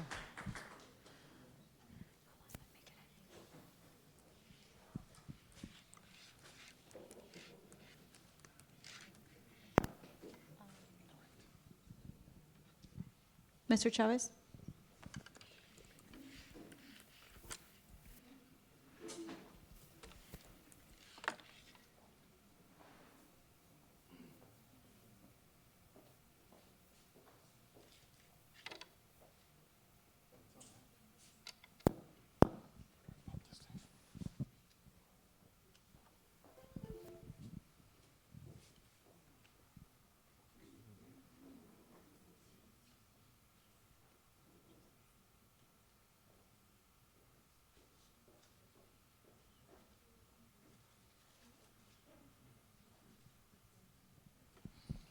Okay, how do I move this thing?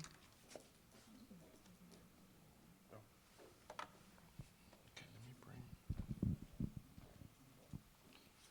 Good evening, everybody. My name is Ramon Chavez, for those of you that don't know me. I'm an assistant city manager with the city of Laredo. I'm a licensed professional engineer. And moving forward, I'll be managing the pavement maintenance and preservation program that I'm about to present to you.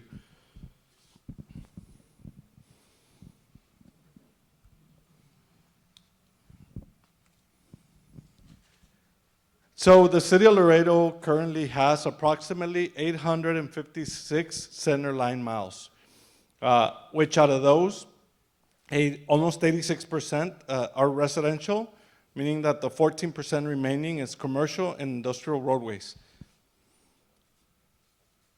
And we have an interacting map and all this information is available online.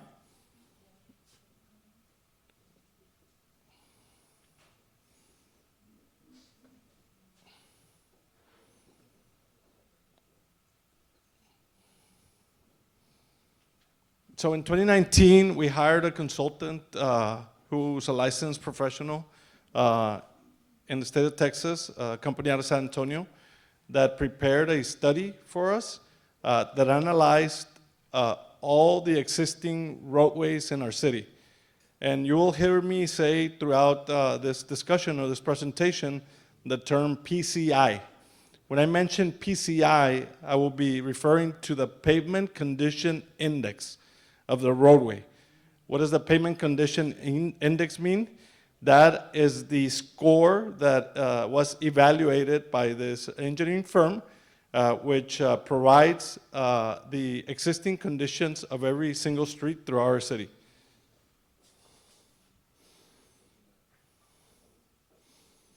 Okay, let me see now how I can go back.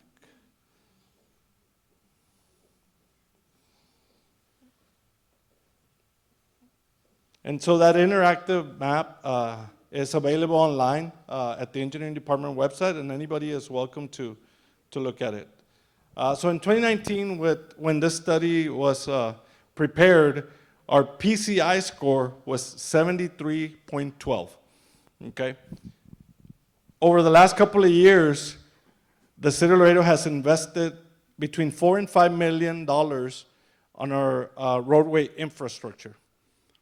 What does that mean? That means that last year in 2024, based on those budget numbers and that investment that we've done in our infrastructure, our PCI score has dropped. Our PCI score has dropped to 61.80.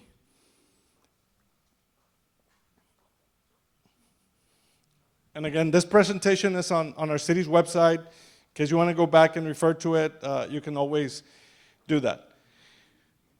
I think this is probably the most informative slide on this presentation. Why do I say that? Okay, because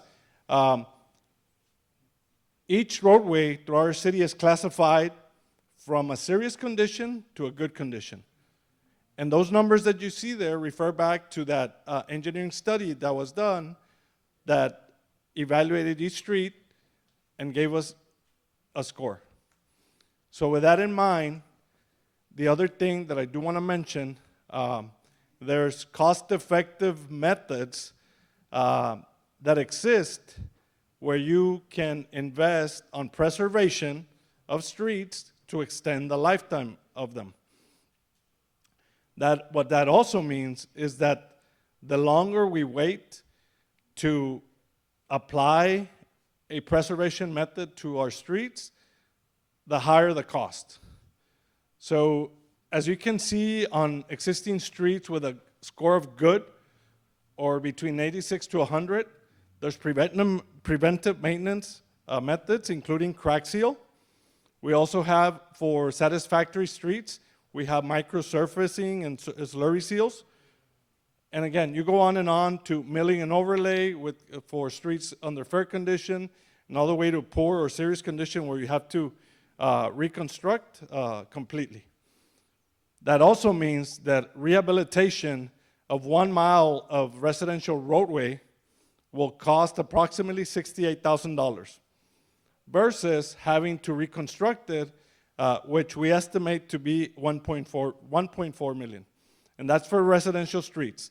As you get into arterials, the costs are higher, of course, and industrial, which a lot of these are made out of concrete for industrial parks, which at the same time, some of those roadways are deteriorated. You can get into the $4.2 million cost per mile for those. These are some of the numbers that we prepared to as estimating on 30 million, but we'll go and move forward on what council has authorized us to approve for this bond moving forward to the public. The other thing that I do want to mention is that other cities do that. They do this already, okay?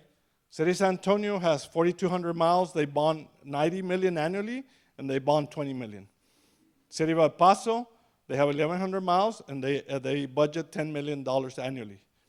Corpus Christi, recently in 2024, November of 2024, again, they have 2,100 miles, and they bonded $89.5 million for street improvements. So as you can see, Other cities do this, okay? Based on the data, yes, ma'am. Which are the parts of town that are the most affected by this, especially the ones with the worst conditions? Well, there's bad conditions throughout the city, and we have all that data available. So we will be looking at streets that are mainly in poor and serious conditions to make sure that we invest our money where we're supposed to. Based on recommendations and the study, we are recommended to apply 30% of any funding into preservation and 70% into rehabilitation and reconstruction. Can you give an example of a couple of neighborhoods where the roads or the streets are pretty bad? I mean, they're all over the city, I can tell you. I've seen them in the south. I know a street, Pita Mangana, where the Walmart is, where it's completely deteriorated. You can move into our collectors or arterials, Hillside Road, Calton Road. If you drive it right now, it's in pretty bad shape. We have improved some of the McPherson area, but I know Sierra Vista in the south. I know there's streets in Del Marci that need to be also rehabilitated. And so we've also looked into other streets where we can apply preservation methods. Yes? Yeah, piggybacking on that, I know, I would think that because y'all, now, for example, Clark and Saunders, which are either Highway 59 or Clark is also, I believe, run by TxDOT, correct me if I'm wrong. Is there a shared cost for any of this? No, if it's a textile roadway, they call it on system, which is going to be Saunders in this case.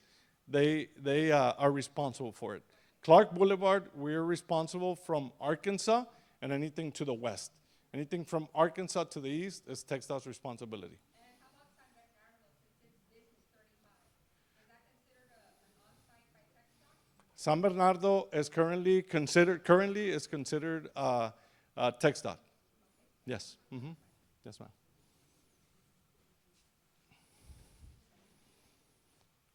And that pretty much concludes my presentation. I will be here to answer any questions.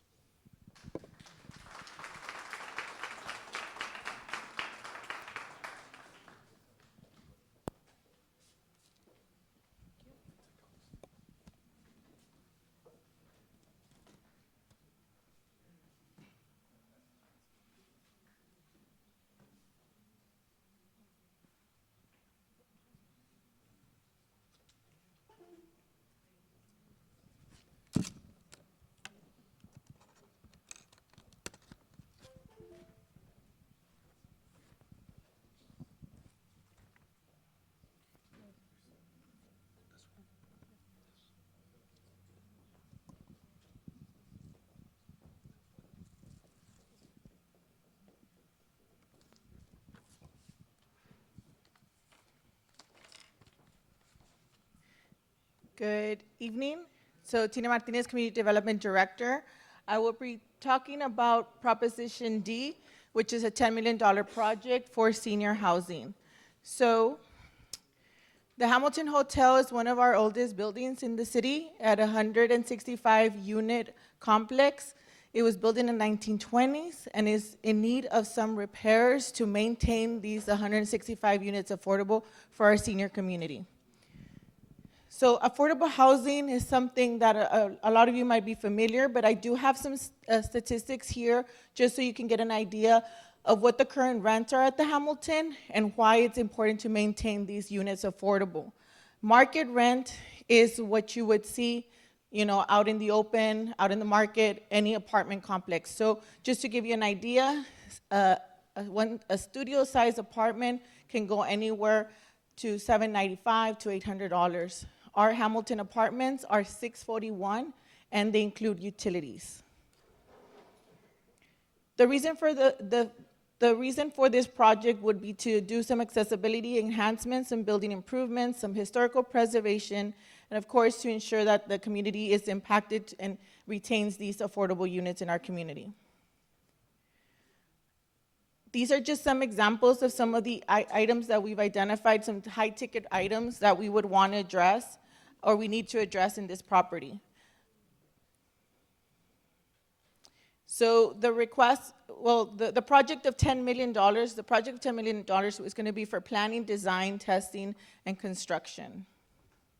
We do have a 36-month timeline, so we would be able to move pretty quickly with this project and ensure that we meet all the bond requirements. Currently, this project takes about $1.2 million to maintain and operate, and this project will be self-sustaining with its own operations, with its own revenue, being able to continue maintaining. We do have staff, and we propose to hire new staff, but all within the budget of the operations. So, of course, our project goal does align with our Viva Laredo plan, and it's improving housing quality, it's ensuring that our community infrastructure maintains that affordability in our community, and of course, always promoting accessibility. I went kind of fast, but of course, I'm open up for any questions. Thank you. I have a couple of questions. Recent media reports in the past couple of years have cited issues with the Hamilton Hotel, such as the bed bugs issue, and also infrastructure such as heating and cooling. Is any of that money going to address at least the heating and cooling issue? So those items have been addressed already. So currently, when those issues did come to the city, it was under different management. So it was privately owned by a corporation, and it had its own management company. They have now turned over the property to the city, so the city is operating it. So those issues have been addressed. There is adequate heating and cooling already in the building. Okay, and the second one, even though it's not the Hamilton, but there's another senior center, the one on Jarvis, across the street from Jarvis Plaza. Has that ever been looked at to see if maybe in a future bond issue? The reason I ask about that is that before my father got sick, before he died, he would go take communion to the senior citizen residence there. And sometimes, he noticed, of course, this was 6 years ago when he made his last trip, that folks didn't have heating or they didn't have units or anything. And so is there a way to address in a future bond issue? Because we talk about the Hamilton, and it's a beautiful building, and it's a blessing that the city has restored it. But we also have to take into consideration the other senior center. And before I leave that, have you all also looked at the Texas Historical Commission to see if there's grant funding to help with the preservation of the Hamilton? Thank you. Yes, so your first question, to answer your first question, that senior housing is on Juarez Street. That is owned and operated by the Laredo Housing Authority. Okay. So it's not the city of Laredo. Okay, thank you for clarifying. But I do have good news. I did see today that they are renovating some units. So they are investing some renovations there. Now, your second question is the Texas Historical Commission. Yes, we've talked to them. We would have to enter into a public-private partnership in order to take care of those tax abatement incentives, credits, but since the city would be the owner, we wouldn't need those tax credits. Okay. But what I mean is that there's also funding. The Texas Historical Commission is going to have the Real Places Conference at the end of April. And I think it would not be a bad idea for somebody from community development to go to that conference. It's not just about tourism, but it's also a way where the city can network and perhaps gain access or information about other revenue streams to help with the preservation. We do attend that conference. Thank you. Thank you. Any other questions?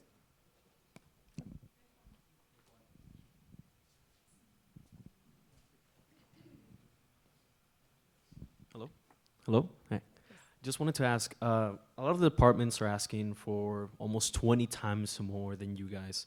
And I love that this project is, going to go into part of the bonds. But I wanted to know if there were any other projects that could have potentially made it into this or could still be added onto that the city would require. I know we have various growing problems as a growing city with a lot of infrastructure problems that I don't know if that could be addressed along with some of these bonds, because, some departments are getting almost $271 million, $250 million at this point. So 10 million, would that be enough for this? Is there anything more we could potentially add that could address problems that the people are seeing here? I believe at this time, this is the only amount that can be allocated for this project, just for this project, for this bond. We are hoping to be very successful with this project and in the future consider other projects of this magnitude. All right, I'm gonna try to answer a couple questions. We've been talking over there from some of the questions that were being asked. But first off and foremost, you've heard from all four of our propositions that we have out there that we want the public to consider. I believe that hopefully our professionals, that how they explained it and everything, help you understand the importance of those items. What I wanted to bring up, though, is that based upon a little bit of the conversation that we had earlier as to how can we afford this, how can we manage within the system.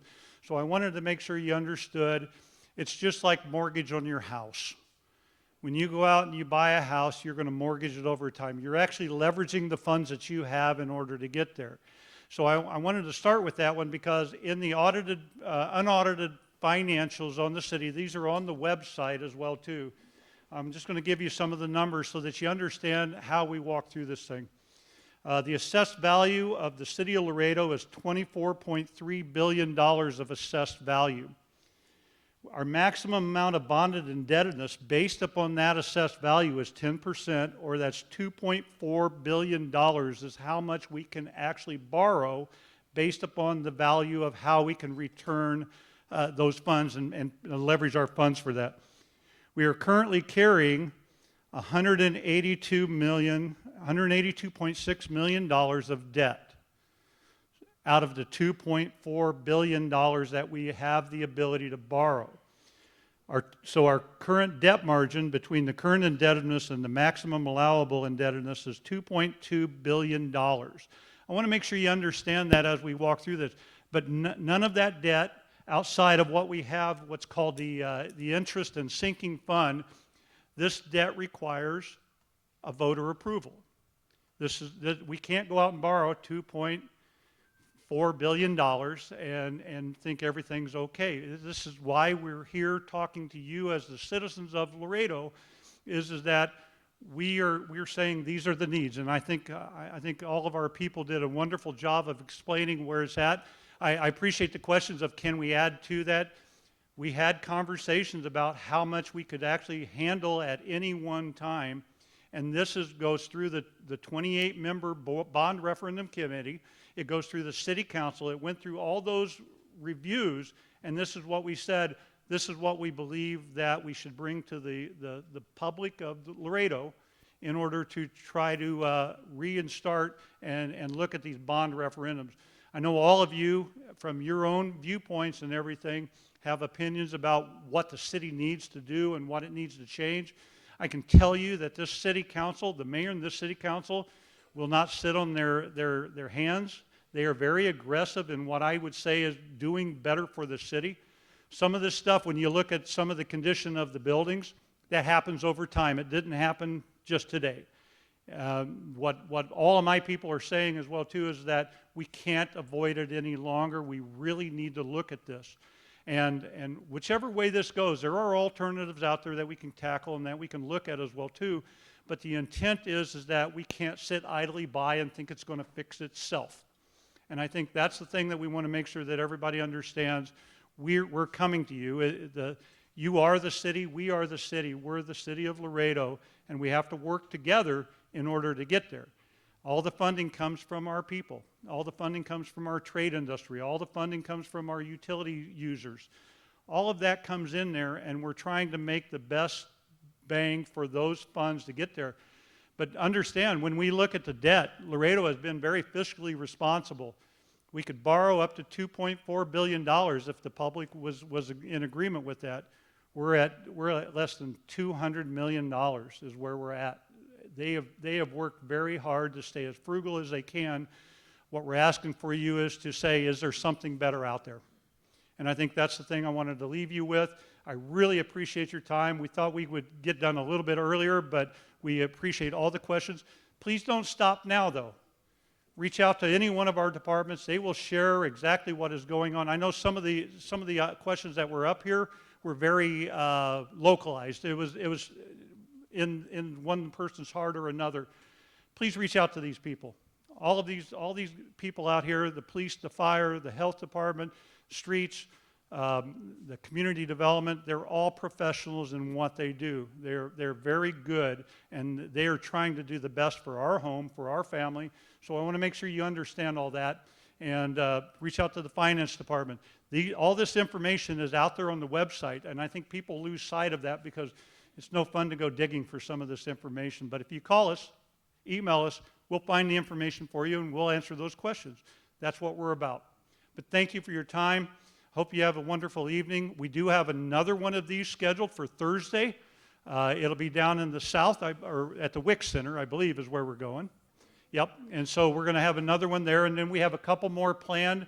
They'll be very similar presentations, but as we learn from you, we adjust our conversations as well, too, because we want to make sure that we're answering your questions as the way that you have the understanding for it. So just again, thank you for your time and everything. We're looking forward to it.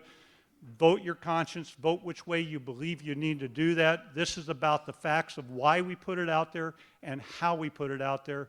It's all in your hands now. So thank you.